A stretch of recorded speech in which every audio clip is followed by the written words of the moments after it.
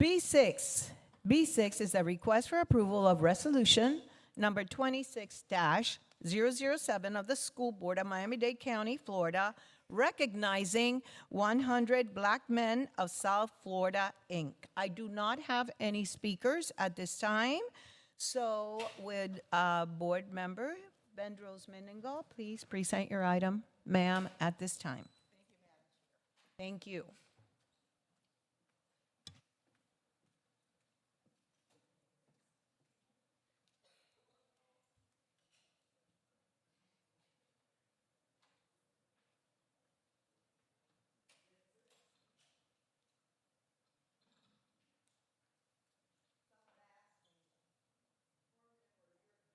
Your honorees.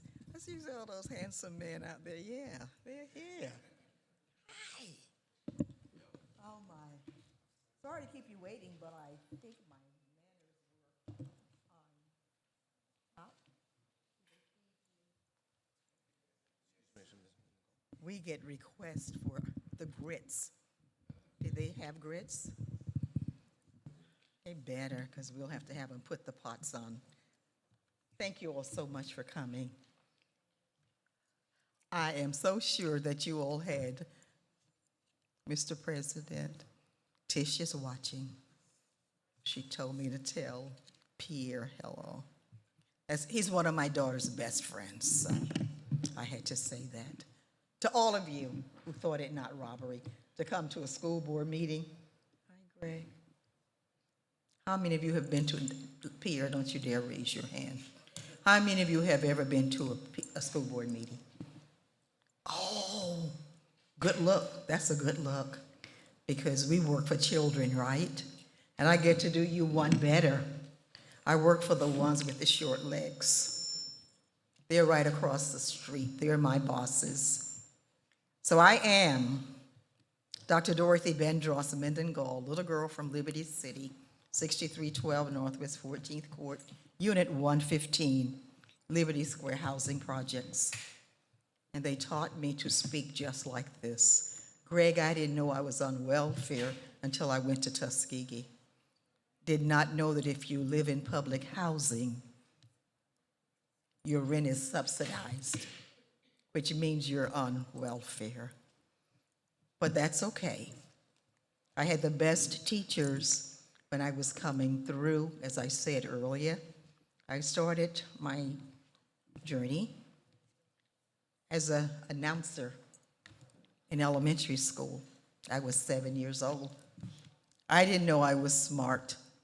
Nancy Dawkins Pierre told everybody she is. Why did she have to tell them that? Because they made me take a test 3 times. Yeah.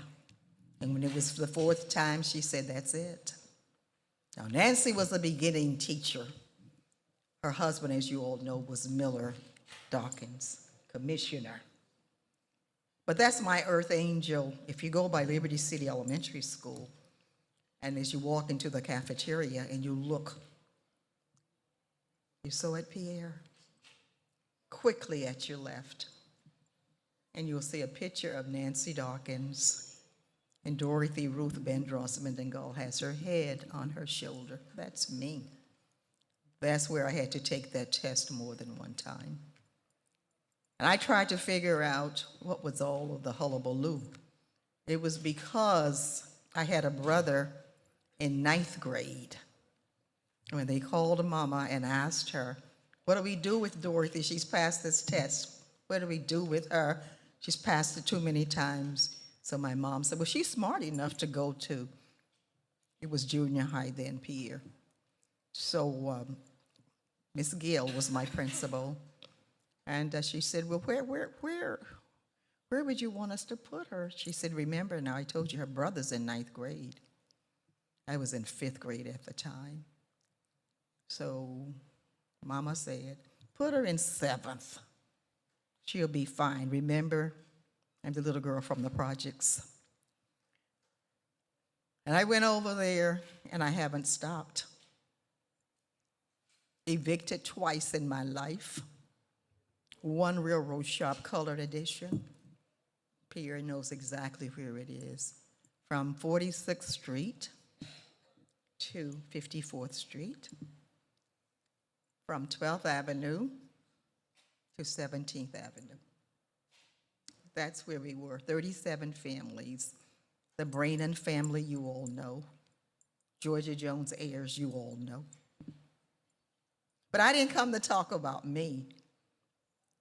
Don't tell anyone I talked about me that much. But I want you all to know why I chose you to be honored today. They are celebrating Black History Month.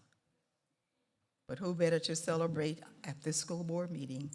100 Black men of South Florida. Give yourselves a hand.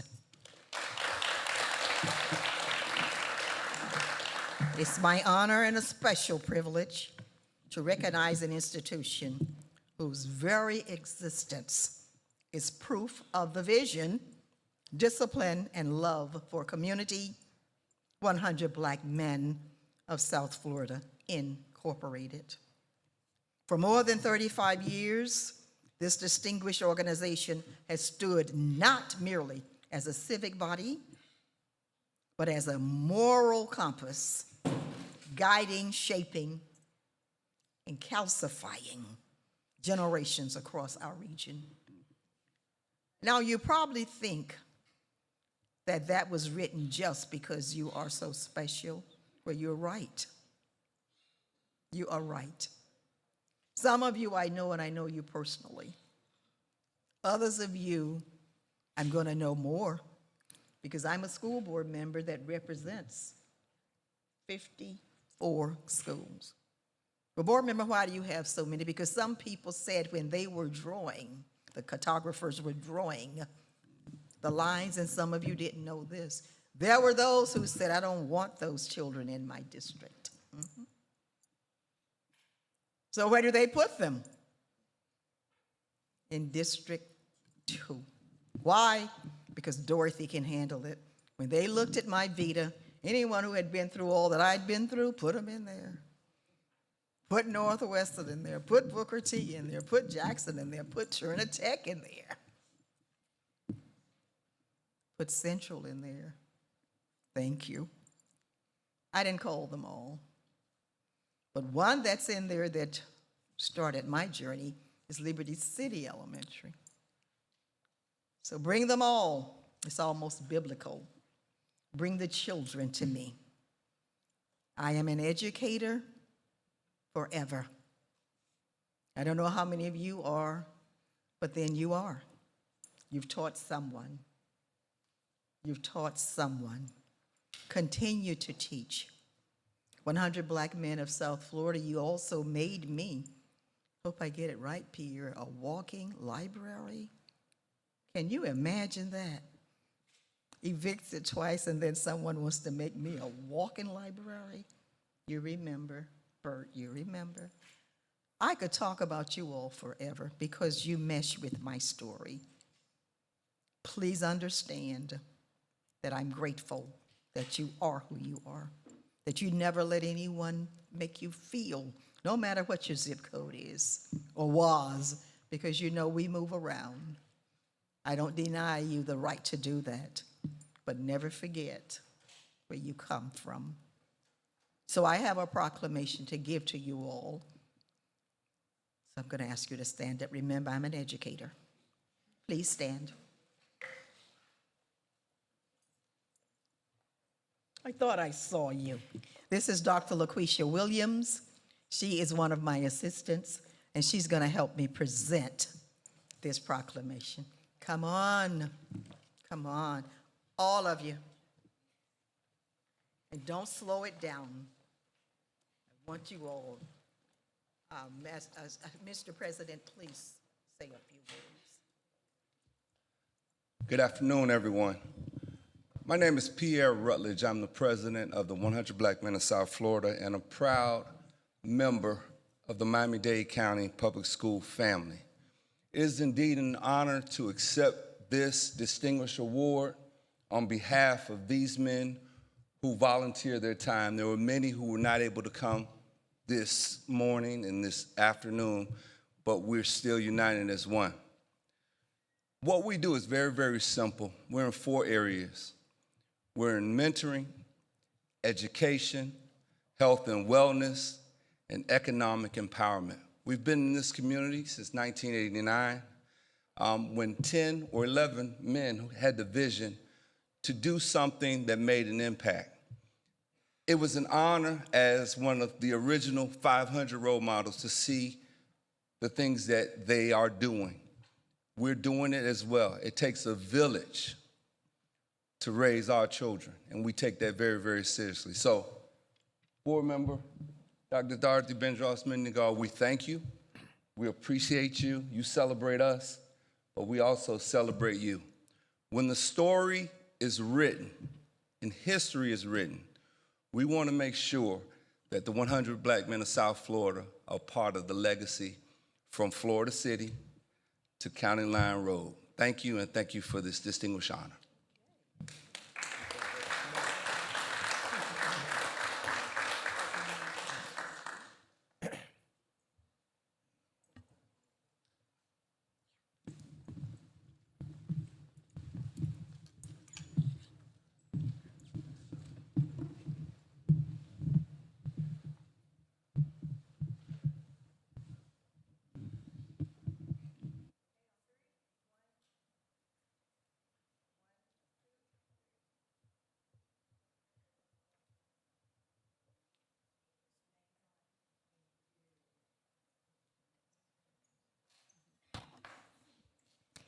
Thank you very much. And I'm going to start off by opening it up to my colleagues. Board Member Santos? Thank you so much, Madam Chair. Let me just start by thanking Dr. Bendross-Mendenhall for bringing us incredible, powerful groups every time. I've been able to see you in action at many of my schools in Deep South Dade, so thank you for making sure you cover Florida City to County Line for all of our young people. And those pillars of health and wellness, education, economic mobility, that's exactly the type of investment that our communities need. So I'm deeply grateful. Quick shout out to my friend Rashad, because he goes above and beyond everywhere he can to help our community. So I really, just one exemplary of many exemplary members of your organization. So thank you, and please keep up the great work in all of our schools. Thank you very much. All right, Board Member Geller, sir, you are recognized. Thank you, Madam Chair. Before I say a word about your wonderful organization, I just have to say how wonderful it is for me to be serving with my sister, the incomparable Dr. Dorothy Bendross-Mendenhall, who every day is an inspiration to every one of us. Like I did, Dorothy served her time in Tallahassee. It's like practically a penal institution, I think, these days, but she put in her time and came out the other end, as I did a little bit behind her. But every day in every meeting, she elevates all of us as she is elevating this wonderful group today. So as we do celebrate Black History Month, too little, but hopefully not too late. I just want to take a moment to acknowledge every one of you standing here. I mean, the service that you give is wonderful, it's important, but I think even more important than the service is just your being, the role model that you are for young people in our community, the voice that you are for a better and fairer and more just society. Just standing up, standing here, surrounding my dear sister. It's extraordinary, and it's the kind of thing that in dark times gives us some hope for the future of this country. So I applaud you. I thank you, I encourage you, and I'm grateful that you've taken your time to come and be with us today. Thank you very much. Thank you, sir. All right, Board Member Dr. Gallen. Yes, through the chair. First and foremost, I want to start out with four salient words that really speak to the presenter of this item, my fellow champion for children in this community. And the previous words I shared in my remarks to the young men were truth, integrity, legacy, strength, and history. In a day and age when there is a narrative relative to history being either mitigated, eliminated, or modified, I think integrity and principled leadership requires us to stand in truth. And as a part of standing in that truth, I have to take you to 1895 Northwest 75th Street. In Liberty City, in a school, circa 1991, I had the privilege of serving on the south side of the tracks, and there was service and leadership and integrity and conviction and truth and mentorship being served on the northern part of the tracks. You'll understand how apropos the Honorable Dr. Dorothy Bendross Mendengal's presentation is with the 100 Black Men is when I finish. Circa 1991, there was a program called the Positive African American Male Role Models Program. I was a young teacher starting out. There was this significant move, rightfully so, to mitigate, abate, and hopefully eliminate the marginalization and the proclivity for young Black men to be put on a pathway toward prison, poverty, or an early death. Right in the heart of Liberty City, surrounded by Scott Projects, there was this principal on 1895 Northwest 75th Street. Before mentorship was sexy, before it was popular, and in some cases before it was even profitable. She launched this program called Positive African American Role Models. New teacher didn't know any better, Madam Chair. There was a series of violent crimes taking place in Liberty City. And myself and others not only mentored students at the school, we took to the streets on bicycles. Kendrick Meek, Pierre Rutledge, Ivan Yeager, and so many others who were not fearful of going to the heart of the challenges and providing both presence in the community, but promise in the schools, in the classrooms to children. And that person was the Honorable Dr. Dorothy Bendross Mendengal. We can count. We can do the math. And as our late friend, our beloved Pearl Tabaras Hampton would always say, although we try, we can't rewrite history. So I wanted to salute you and remind on the record, because my truth, my principle, my conviction leaves me no choice. So,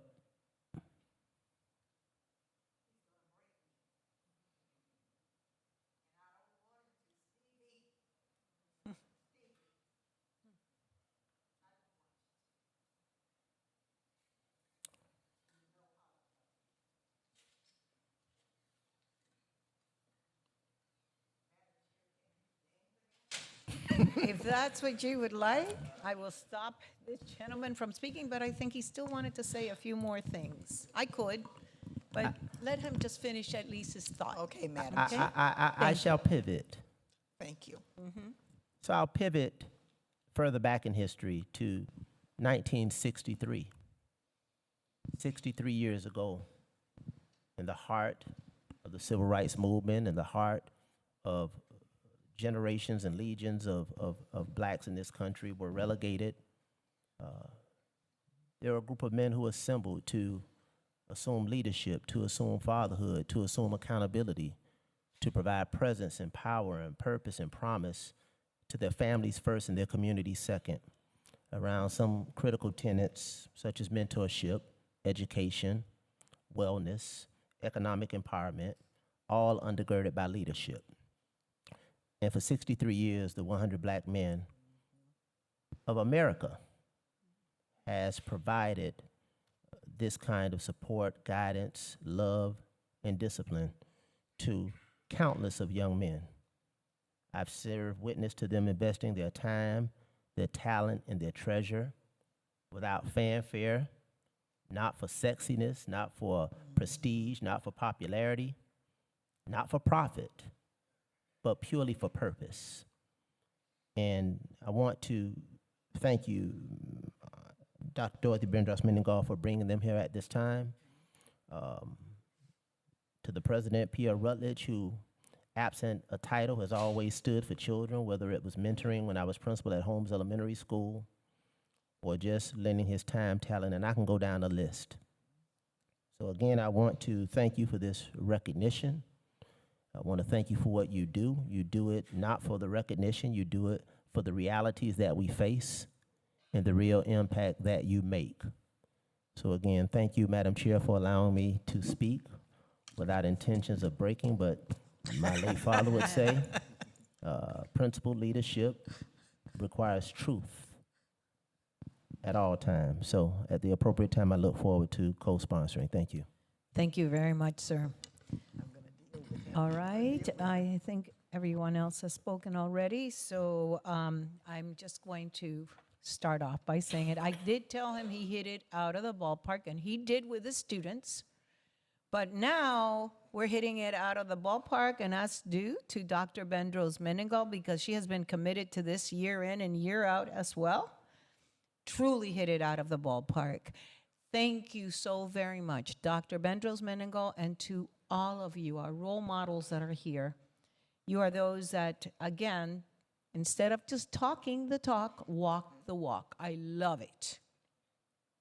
Because each one of you is making a tremendous difference and bringing light to those that may be dealing with darkness all the time, and making a difference so that they can one day be the leaders who lead with light, opportunity, and hope for all the others that follow them.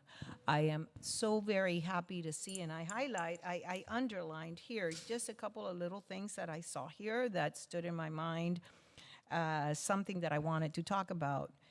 The 100 Black Men of South Florida, Inc. has stood as a pillar of leadership, absolutely, service, giving back, so important to so many that have given to us, right? And hope, that's the key right there. Hope for communities across the region. Then I saw in the board item that Dr. Bendros-Mendenhall shared with us, where it says, from its earliest days, the organization has been a brotherhood. Brotherhood. I love it. Grounded in respect for family. Can't tell you how important that is to me to see that here. Respect for family, which nowadays has diminished greatly. And more importantly than respect for family is respect for God Almighty. And I know that you all have that as well. And then you put spirituality, justice, and integrity. Again, critical.